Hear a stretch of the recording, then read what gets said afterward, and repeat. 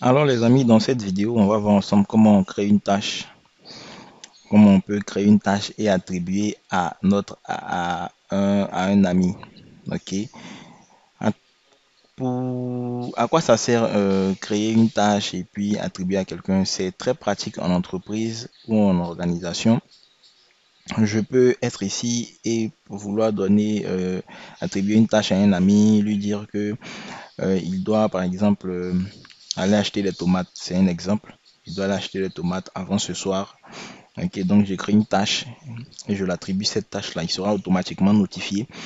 Et vous pouvez, dans cette tâche-là, vous pouvez dire si cette tâche-là est très importante, moyenne, n'est pas trop importante. Vous pouvez donner une date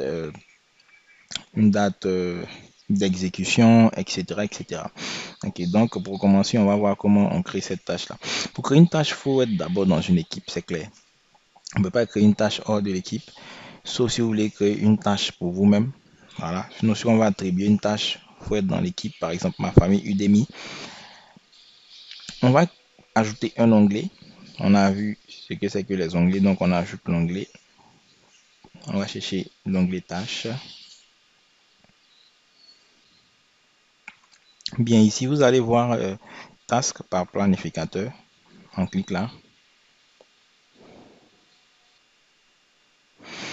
Bien, ici, on va créer un plan. On va donner un nom.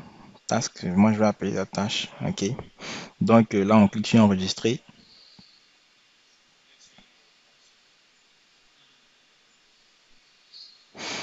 Bien, voilà, mon onglet tâche a été créé.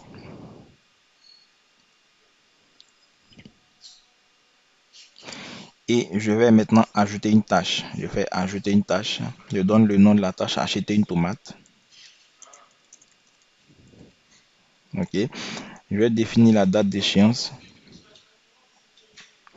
jusqu'au maximum. Je vais dire quoi? Jusqu'au mardi. OK. Je vais affecter à qui? À Olivier Kwaku. OK. J'ai affecté cette tâche-là à Olivier Kwaku. Je fais ajouter une tâche. Et voilà que la tâche acheter une tomate a été attribuée à Olivier Kwaku. Je peux attribuer la tâche à plusieurs personnes en cliquant ici et ajouter ces personnes-là. Mais il faut être d'abord dans l'équipe. Voilà, pour plus d'options, je pourrais cliquer sur acheter une tomate. OK. Et là, je définirai la priorité. Je mettrai urgent, par exemple, si c'est très urgent ou important si c'est important. OK, là, je vais mettre urgent. Et dans la progression, monsieur Olivier Kwaku, lui de son côté pourra dire si c'est en cours ou si c'est terminé. Lorsqu'il met terminé, vous voyez ici, ils ont barré et je sais que c'est terminé. Mais là, comme c'est non démarré, je laisse non démarré. Moi aussi, je peux modifier d'ici. Hein, voilà, Olivier Kwaku de son côté aussi peut modifier de son côté. Compartiment à faire, voilà, c'est à faire. Voilà, la date de début, je pourrais choisir une date de début, une date de fin. Ok, et puis voilà. Quand ça sera terminé, Olivier Kwaku pourra juste cliquer ici et il dira que c'est terminé. Voilà, donc c'est comme ça qu'on attribue une tâche à quelqu'un.